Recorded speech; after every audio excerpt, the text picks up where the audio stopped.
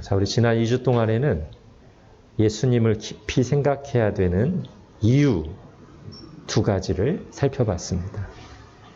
첫 번째는 흘러 떠내려가지 않기 위해서 이 시대 정신에 세상 분위기에 그리고 눈에 보이는 문제에 흘러 떠내려가지 않기 위해서 마치 도도하게 흐르는 물속에서 견고한 말뚝을 붙잡는 것처럼 그것이 영적으로는 예수님을 깊이 생각하는 것이다. 그걸 위해서 우리가 반드시 예수님을 생각해야 된다 했고요. 두 번째는 우리가 하늘의 부르심을 받은 하나님께서 부르신 거룩한 하나님의 백성들인데 그 높은 부르심을 따라 살기 위해서 즉 예수님을 잘 믿고 따르기 위해서 또 예수님을 생각해야 된다. 마치 축구에서 공을 차는 것과 같다고 했죠. 우리의 신앙의 시작도 그리고 과정의 모든 순간순간에도 그리고 승리하기 위해서도 축구에서 공 차는 게 필수적이듯이 시작과 과정과 끝이듯이 우리의 신앙도 그러하다. 예수님을 생각하는 것이 시작이요 모든 과정이요 승리의 비결이다. 말씀했습니다. 오늘은 이어서 이제 좀 실천적인 부분을 생각할 텐데요. 육하원칙의 나머지 부분을 다 하겠습니다. 육하원칙이 뭐죠? 언제 어디서 누가 무엇을 어떻게 왜 이 중에서 왜를 지난 2주 동안 했어요. 나머지를 오늘 다 하겠습니다. 지난 주일 말씀 마지막 부분에서부터 좀 이어서 할게요. 자, 먼저 무엇을 할 텐데 예수님을 생각할 때 무엇을 생각할 것인가? 사실 지난 설교 후반에 이 부분을 살짝 다뤘어요. 첫 번째는 예수님의 모범을 생각해야 된다고 했습니다. 왜냐하면 우리가 예수님을 본받고 따르는 게 우리의 부르심이기 때문에 내가 어떻게 살아야 되는가 할 때 예수님을 생각하면서 예수님이라면 어떻게 하실까를 생각하는 거죠. 나를 까닭 없이 미워하는 사람을 만났을 때 이런 사람을 만날 때가 있죠. 직장에서 가족 중에도 있을 수 있고요. 가족 친지 중에도 교회에서도 교회에서는 그런 일이 있으면 안 되겠죠. 어쨌든 나를 까닭 없이 미워하고 못마땅해 하고 공격하는 사람을 만났을 때 너무 힘들죠. 자, 이때 이제 예수님을 생각하는 거죠. 예수님이라면 이때 어떻게 하실까? 예수님도 자신을 미워하는 사람들 속에 둘러싸여 계셨죠. 그때 예수님이 어떻게 하셨는지 그리고 뭐라고 가르치셨는지 말씀과 함께 예수님을 생각하는 것입니다. 이게 이제 예수님을 바라본다고 할 때 그 중요한 한 축인데요. 무엇을 생각할까 해서. 근데 이것만 있으면 즉 예수님을 바라본다는 것이 생각한다는 것이 예수님이라면 어떻게 하실까만 있다면 우리는 율법주의에 빠지게 됩니다. 지치고 절망하게 돼요. 사실 우리의 지식으로는 예수님과 율법주의는 서로 이제 반대되는 것에도 불구하고 예수님을 말하면서도 누구보다도 강한 율법주의자가 될 수 있고 예수님을 믿는다고 하면서도 율법에 눌려 살 수가 있어요. 왜죠? 예수님은 율법을 완벽하게 지키신 분이에요. 그 정신까지 살려서. 그런데 그런 예수님을 모범으로만 생각하면 그게 예수님을 바라보는 것, 예수님을 생각하는 것의 전부가 돼버리면 율법의 최고 수준을 지키라는 구도의 율법주의가 되지 않겠어요? 그러면 율법의 요구를 완전하게 지킬 수 없는 연약한 우리들이 어찌 절망하거나 위선자가 되지 않을 수 있겠습니까? 예수님을 믿으면서 위선자가 되는 것이죠. 율법주의자가 되고. 그러나 예수님은 모범을 보여주시려고 오신 게 아니죠. 사실 더 중요한 이유는 우리를 구원하러 오셨습니다. 예수님을 생각한다고 할 때, 바라본다고 할 때 사실 그게 더 그래서 중요한 부분이 돼야 된다고 했죠. 예수님께서 스스로 내가 율법을 폐하러 온 것이 아니라 율법을 완전하게 하러 왔다고 하셨고, 로마서에서는 예수님은 율법의 마침이 되신다고 했습니다. 무슨 뜻에서 그럴까요? 어떻게 예수님이 율법의 마침이 되십니까? 완전하게 하십니까? 예수님 율법의 요구를 완벽하게 이행하시고 나서 봤니 얘들아? 나처럼 하면 돼. 오케이? 만약 이게 전부라면 우리는 어떻게 되는 거예요? 특히 이 마지막 부분에 나처럼 하면 돼. 오케이? 얘 뒤에 이제 생략되어 있는 것 같은 느낌 이런 거라면 나처럼 하면 돼. 오케이? 그러면 구원받고 하나님 나라 들어가는 거야. 이건 복음이 아니죠. 기독교가 아닙니다. 성경은 이렇게 말합니다. 그리스도는 모든 믿는 자에게 의를 이루기 위하여 율법의 마침이 되시니라. 이 앞부분을 절대 빼놓으면 안 돼. 모든 믿는 자에게 의를 이루기 위하여. 예수님께서 오셔서 율법의 모든 요구를 완전히 이행하신 것은 모든 믿는 자에게, 믿는 나에게 의를 이루기 위해서입니다. 죄가 없으신 예수님께서 십자가에서 율법을 어긴 자가 받아야 될 하나님의 심판을 다 받으신 것은, 그래서 율법의 마침이 되신 것은 모든 믿는 자에게 의를 이루기 위해서입니다. 예수님의 의를 믿는 우리에게 선물로 주시기 위해서입니다. 다시 풀어서 말한다면 예수님께서 인간으로 오셔서 하신 모든 일은 다 나를 위해서 하신 것입니다. 인간으로 아기로 태어나신 것도 나를 위해서, 율법을 완전하게 지키며 사신 것도 나를 위해서고, 십자가에서 죽으신 것도 나를 위해서고, 부활하신 것도 나를 위해서예요. 여러분, 예수님은 원래는 그 중에 하나도 굳이 하실 필요가 없는 분이에요. 예수님 자신을 위해서라면. 안 하셔도 돼요. 하실 필요 없어요. 그러나 그렇게 하신 이유는 우리를 위해서죠. 모든 믿는 자에게 의를 이루기 위해서. 곧 예수 그리스도를 믿음으로 말미암아 모든 믿는 자에게 미치는 하나님의 의니 차별이 없느니라. 모든 사람이 죄를 범하였음에 하나님의 영광에 이르지 못하더니 그리스도 예수 안에 있는 속량으로 말미암아 하나님의 은혜로 값없이 의롭다 하심을 얻은 자 되었느니라. 그러므로 이제 그리스도 예수 안에 있는 자에게는 결코 정죄함이 없나니 이는 그리스도 예수 안에 있는 생명의 성령의 법이 죄와 사망의 법에서 너를 해방하였음이라. 아멘. 아멘.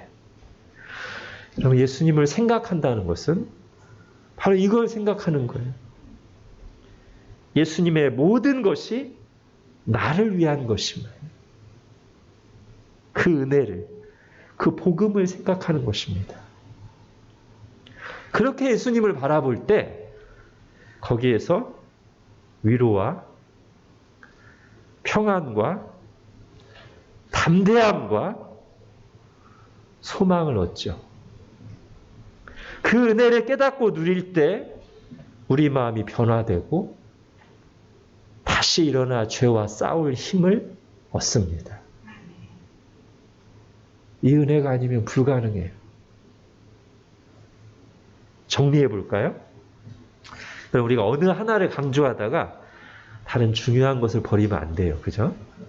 뒤에 거 강조하다가 앞에 것을 버리면 안 됩니다. 앞에 게 뭐였어요? 예수님을 생각한다고 할 때 예수님의 모범을 생각한다고 했죠? 예수님이라면 어떻게 하실까? 절대 버리면 안 됩니다. 꼭 필요합니다.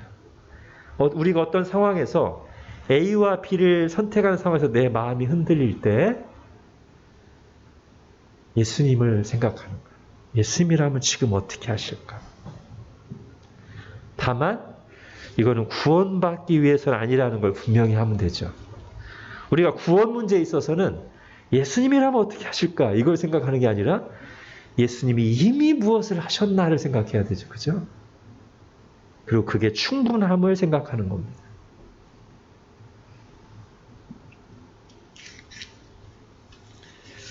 우리가 3주에 걸쳐서 보고 있는 이 히브리서 3장 1절에 이 두 가지 내용이 사실 다 담겨 있다고 할 수 있어요. 우리가 믿는 도리의 사도이시며 대제사장이신 예수를 깊이 생각하라. 자, 믿는 도리의 사도, 즉 우리가 믿고 행할 길을 가르쳐 주시며 본이 되시는 분, 그 예수를 깊이 생각하라. 그 다음에 대제사장이신, 즉 우리의 죄와 연약함을 짊어지시고 우리의 죄 문제를 완전하게 해결하신 예수를 깊이 생각하라. 예. 우리가 예수님을 생각한다고 할 때 무엇을에 관해서 이 두 가지가 늘 있어야 됩니다. 모범이시며 우리에게 은혜를 주신 예수님을 생각하는 것입니다. 자, 그럼 예수님을 어떻게 생각할까? 육하원칙 중에 어떻게? 예수님을 생각하는 도구와 방법에 관한 거예요. 자, 이와 관련해서는 성경 몇 구절을 먼저 보고 말씀드리겠습니다. 시편 1장 1, 2절 제가 읽을게요. 복이 있는 사람은 악인들의 꾀를 따르지 아니하며 죄인들의 길에 서지 아니하며 오만한 자들의 자리에 앉지 아니하고 오직 여호와의 율법을 즐거워하여 그의 율법을 주야로 묵상하는도다. 요한복음 5장 39절 너희가 성경에서 영생을 얻는 줄 생각하고 성경을 연구하거니와 이 성경이 곧 내게 대하여 증언하는 것이니라. 그리고 오늘 말씀 예수를 깊이 생각하라. 여러분 이 세 가지를 한번 이렇게 잘 연결해 보세요. 그러면 예수님을 깊이 생각하기 위한 최고의 방법이 말씀 묵상임을 우리가 어렵지 않게 알 수 있습니다. 자, 성경 말씀을 주야로 묵상하는 사람, 생각하는 사람이 복된 사람인데 그 성경 말씀의 주제가 뭐냐면 예수 그리스도예요. 그러니까 성경 말씀을 묵상할 때 그 묵상의 주제, 핵심 주제 대부분이 뭐여야 돼요? 당연히 예수 그리스도여야 돼요. 그렇게 성경 말씀을 통해 예수님을 주야로 묵상하는 사람이 복된 사람이에요. 그래서 예수님을 묵상하려면 말씀으로 가야 되고 말씀으로 갔다면 그 말씀에서 예수님을 찾아야 돼요.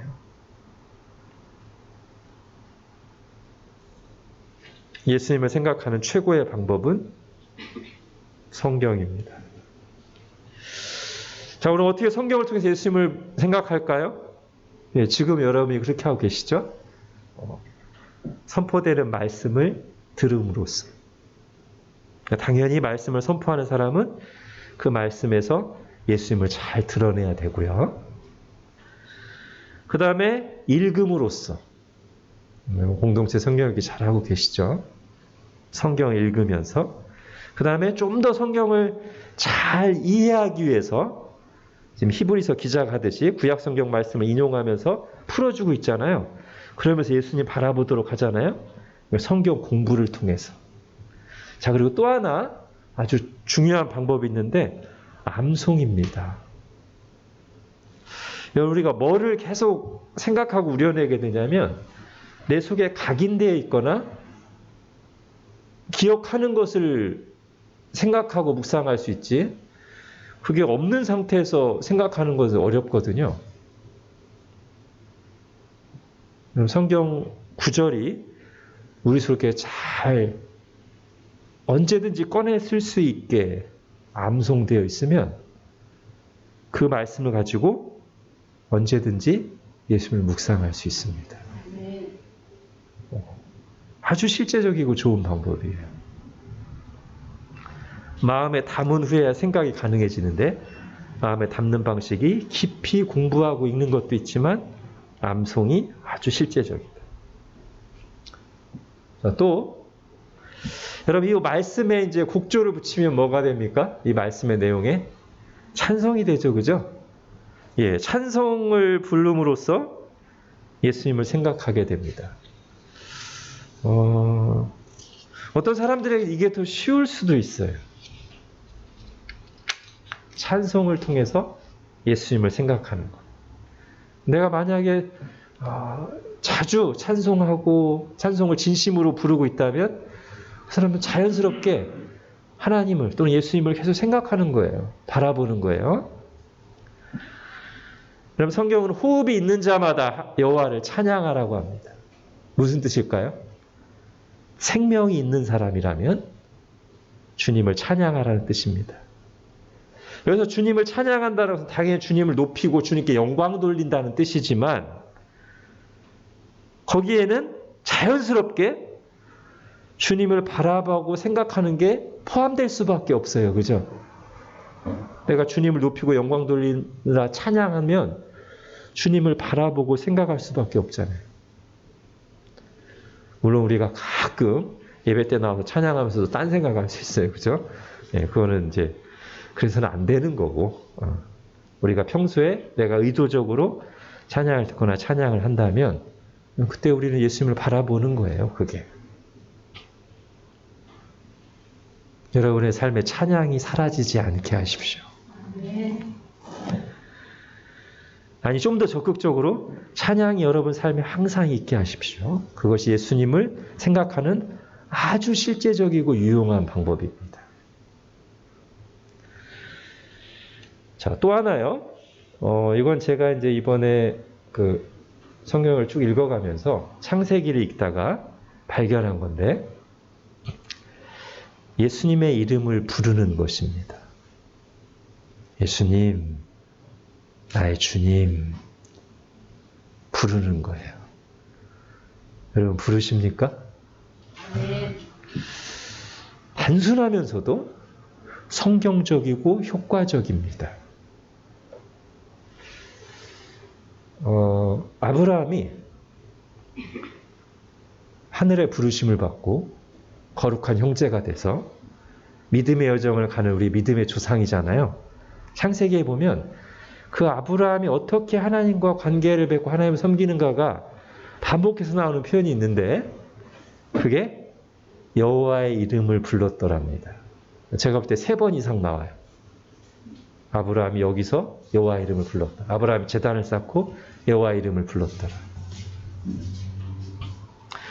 여러분 시편 기자가 하나님을 바라보며 나아갈 때도 제일 처음에 하는 게 뭐죠?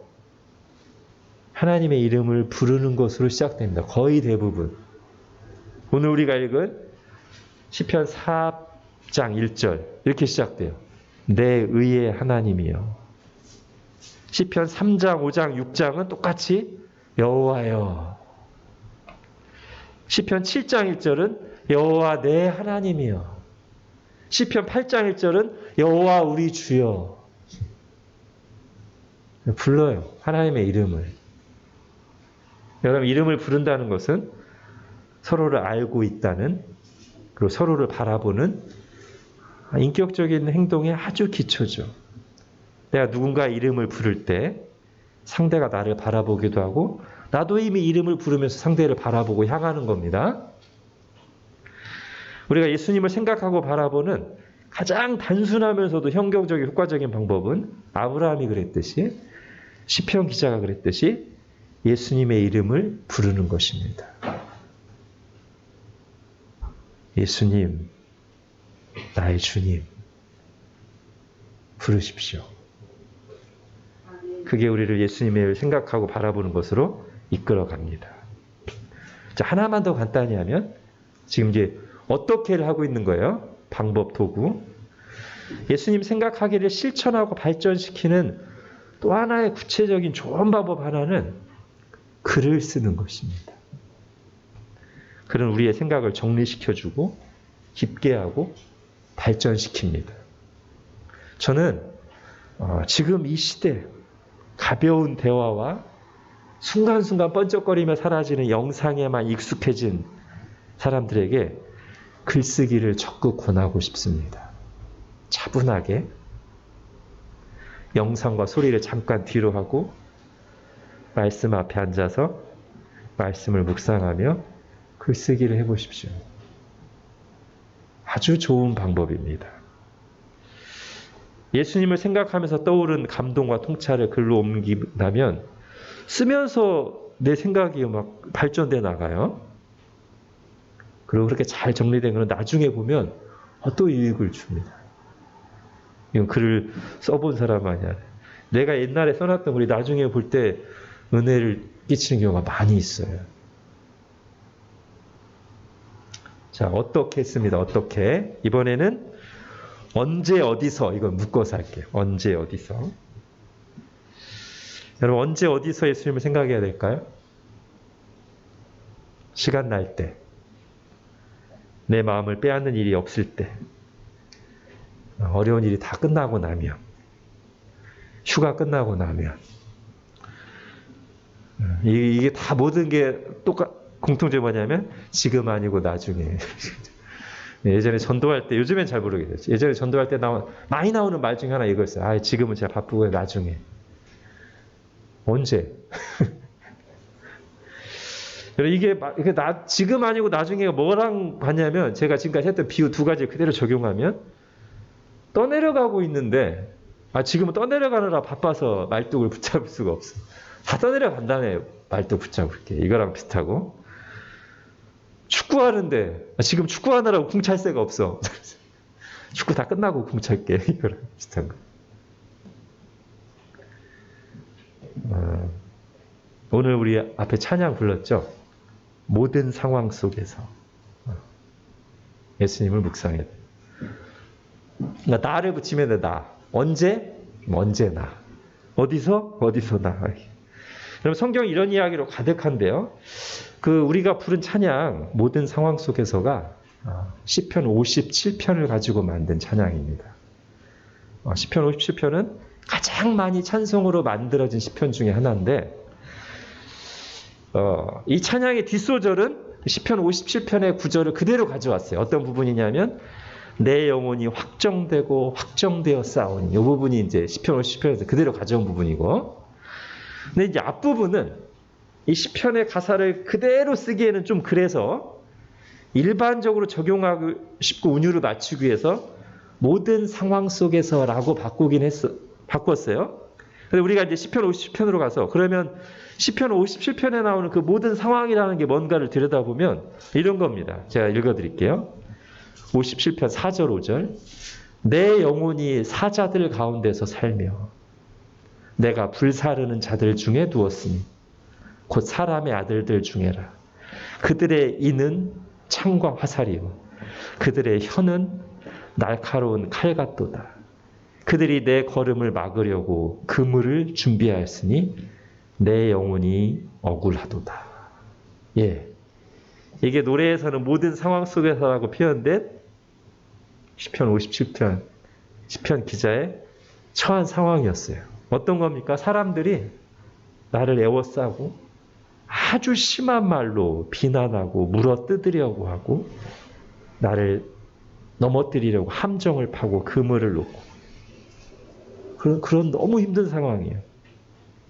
하루하루 살아가기가 위험하고 불안하고 근데 바로 그런 상황 속에서 내 영혼이 확정되고 확정되었사오니 내가 마음을 정해서 지금 이 상황 속에서 주님을 바라보겠노라고 노래하고 찬양하고 기도하는 게 시편 57편이거든요.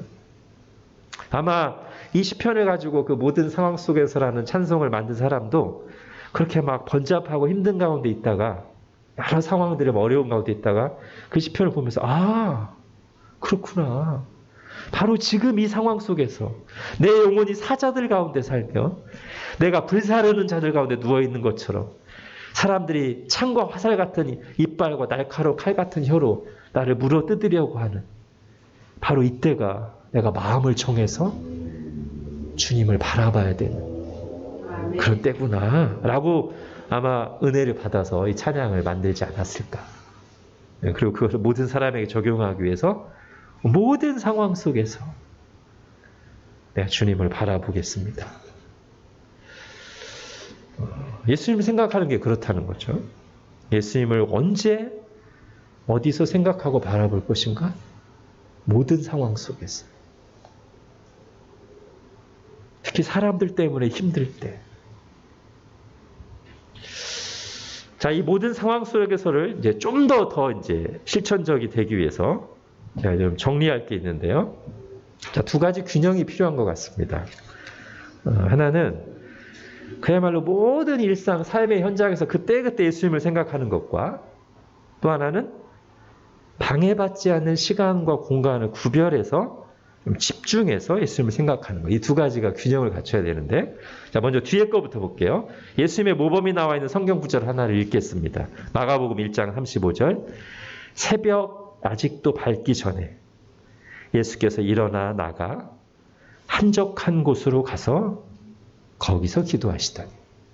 자, 이 말씀에 보면 지금 생각하고 있는 언제 어디서가 나오죠. 언제는 새벽 아직도 밝기 전. 어디서는 한적한 곳. 여러분, 이 시간과 장소가 공통적으로 가리키는 게 뭐예요? 새벽이라고 했으니까 꼭 새벽 기도해야 된다 그런 거라기보다는 지금 이 새벽과 한적한 곳이 둘 다 공통적으로 가리키는 것은 다른 사람에게 방해받지 않고 하나님께 집중할 수 있는 시간과 장소로 주님께서 의지적으로 나가셨다는 것이죠. 여러분, 영혼이 하나 티 없이 맑으신 예수님도 하나님과 집중해서 교제하기 위해서 이런 시간과 장소, 방해받지 않는 시간과 장소가 필요했다면 하물며 우리겠습니까? 예수님보다 더 뛰어나셔가지고 나는 언제 어디서든 하나님께 방해받지 않고 집중할 수 있는 사람이 누가 있겠어요? 앞에 TV나 컴퓨터가 딱 켜져 있는데 그거 그대로 살려두고 집중할 수 있겠어요? 옆에 사람들이 막 와서 막 분주하게 움직여서 도와달라고 하는 상황에서 또는 가스레인지에 찌개 얹혀놓고서 그 상황에서 말씀에 깊이 집중하며 들어갈 수 있겠어요? 옆에 놔둔 휴대폰에서 계속 까똑 하고 있는데 이렇게 집중해서 말씀 읽고 기도할 수 있겠어요? 말씀 좀 읽고 있는데 까똑 하면 다시 한번 보고 기도하고 있는데 까똑 하면 다시 집중이 되냐고요.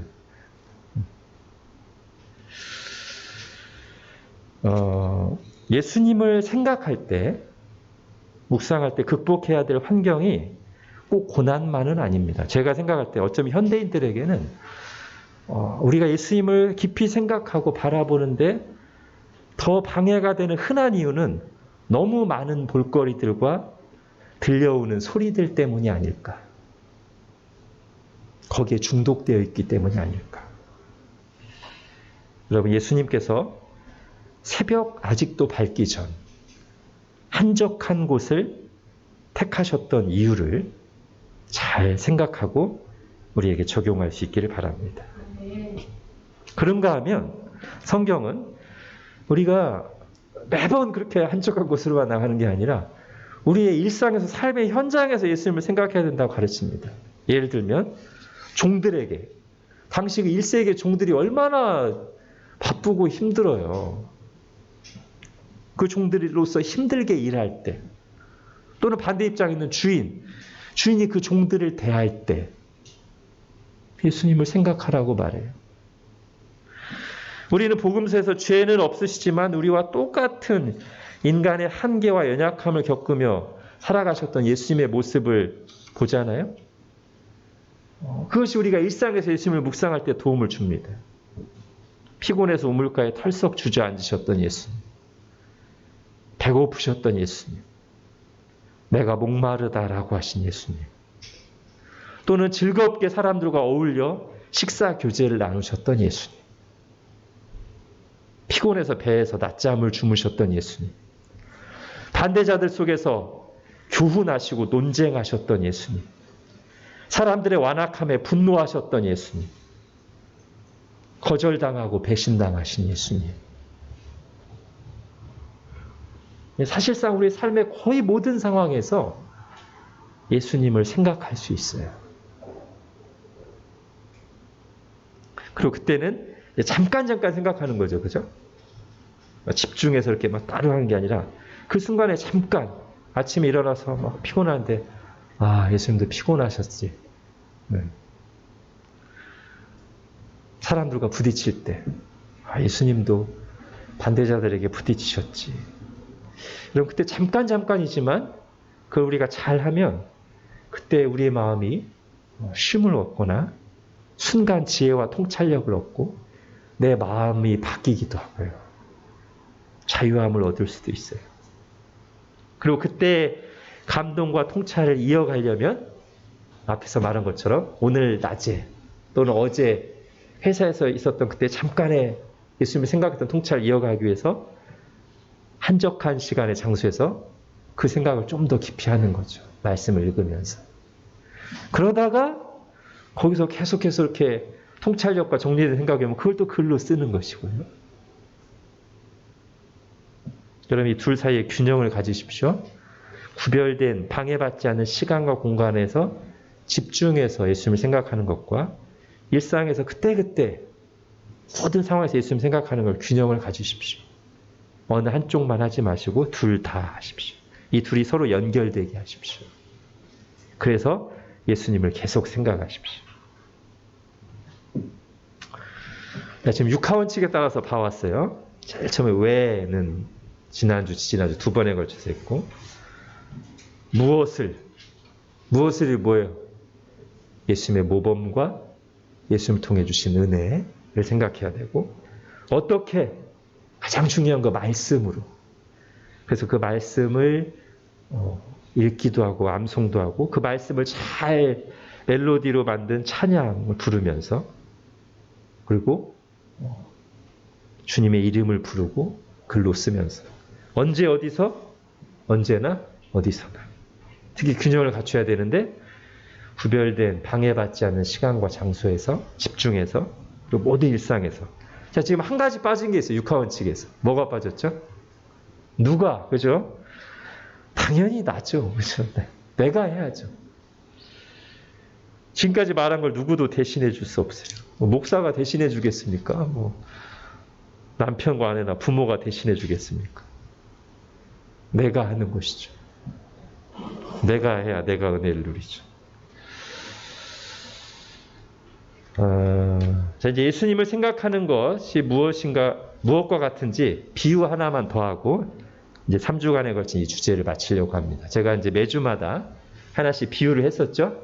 예수님을 생각하는 것은 흐르는 물에서 견고한 말뚝을 붙잡는 것 같고 예수님을 생각한다는 것을 축구에서 공을 차는 것 같다. 자, 오늘 이제 마지막 정리하면서 하나 더. 그러면 예수님을 생각하는 것은 영적인 근육이라고 할 수 있습니다. 저도 지금 나이가 먹어서 이제 근육의 중요성이 하루하루 더 와닿습니다. 가만히 있으면 근손실이 오는 그런 나이가 됐어요.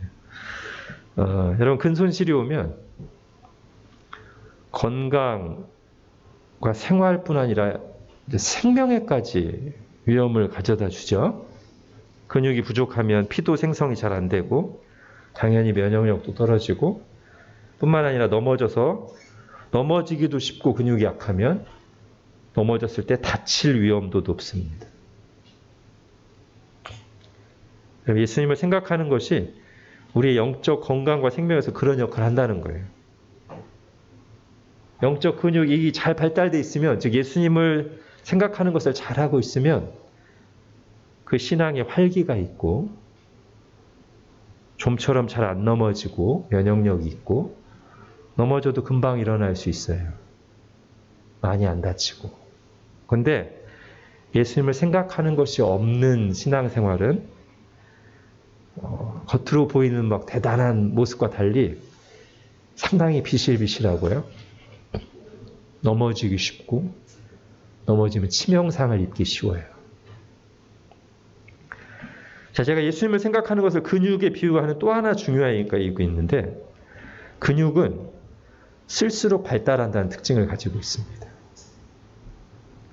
그리고 훈련이 아주 도움이 돼요. 근육 발달에 체계적인 훈련이 아주 도움이 돼요. 그리고 습관이 되면 아주 좋습니다. 그럼 예수님을 생각하는 것도 마찬가지입니다. 신앙 연수가 오래됐다고 절로 발달하는 건 아니에요. 사실 훈련되는 게 좋습니다. 이 부분은 예수님을 생각하는 게 훈련되는 게 좋아요. 여러분, 훈련을 받으신 분이 있으면 좋고, 만약에 자기가 체계적으로 훈련 받은 게 없다면 오늘 이 육하원칙을 잘 적용해서 조금씩 훈련을 해보십시오. 그리고 이 근육을 쓰지 않으면 또 금세 또 퇴화돼요. 약해져요. 그러니까 예전에 뭐 뜨거웠다고 지금 신앙을 장담할 수 없어요. 여러분, 운동선수도 한 달만 가만히 침상에 누워있으면 어떻게 될까요? 네, 다리 근육이 약해져서 서 있기도 힘들어요. 마찬가지입니다. 예수님을 생각하는 것, 훈련이 되고 습관이 돼서 지속해야 돼요. 여러분, 안 쓰던 근육은 자연스럽지 않죠. 처음에는 힘듭니다. 아프기까지 합니다. 예수님 생각하는 게 그래요. 예수님 생각하는 것을 안 해본 사람은 정말 의도적으로 결심하고 기도하고 하지 않는 한 안 됩니다. 잘. 힘듭니다. 근데 보통 운동할 때 계속 발전 못하는 사람이 어떤 사람이죠? 한 2, 3일 하고서 근육 땡기니까 아유, 나 힘들어서 못해. 나 계속 그 모양이. 나중에 다시 하려고 하면 또 힘들어. 나중에 다시 하려고 하면 또 힘들어요. 그걸 넘어서면 근육이 발달하고 습관이 되면 이제 안 하면 이상해. 그죠? 예수님을 생각하는 게 그래야 된다는 것이죠. 안 하던 사람은 제가 3주간이나 설교를 했지만 여전히 예수님 생각하는 게 어색하거나 아니면 딴 사람이 얘기일 수 있어요. 어떤 상황에서 예수님 생각하는 게 저절로 안 된다는 뜻입니다. 처음에는 예수님 바라보는 게 이렇게 돼요. 근데 이걸 계속 반복하면 근육이 발달해서 나중에 어떤 문제만 만나면 자연스럽게 예수님 바라보게 됩니다. 그때가 우리 신앙이 아주 활기차고 건강하고 안전할 때죠. 네. 우리에게 그렇게 하라고 주님이 말씀하십니다. 얘들아, 나를 깊이 생각해라. 언제 어디서나 말씀을 통해 주야로 나를 바라보거라. 다른 데 한눈 팔지 말고, 그러다 넘어지지 말고, 그러다 영적 근손실이 오지 말고 매일매일 나를 생각하거라. 명심하십시오. 근육은 쓸수록 발달합니다. 건강과 생명에 필수적입니다. 예수님을 생각하는 게 바로 그렇습니다. 예수님을 묵상할 수 있는 힘이 바로 우리의 영적 근육입니다. 아멘. 기도하겠습니다. 하나님, 3주에 걸쳐서 성경에 너무나 중요한 메시지, 우리의 신앙의 핵심적인 요소인 예수님을 생각하라는 말씀을 나눴습니다. 이제 실천하게 도와주십시오. 매일 모든 상황 속에서 따로 시간을 내고 또 그때그때 우리 일상 속에서 주님의 말씀과 함께 예수님을 바라보고 생각하게 해주십시오. 이 영적 근육을 그대로 나약해지도록 방치하지 않고 계속 쓰고 또 써서 훈련되고 습관이 되어 활기차고 건강하고 안전하고 열매 있는 신앙생활 하도록 도와주십시오. 예수님의 이름으로 기도합니다. 아멘.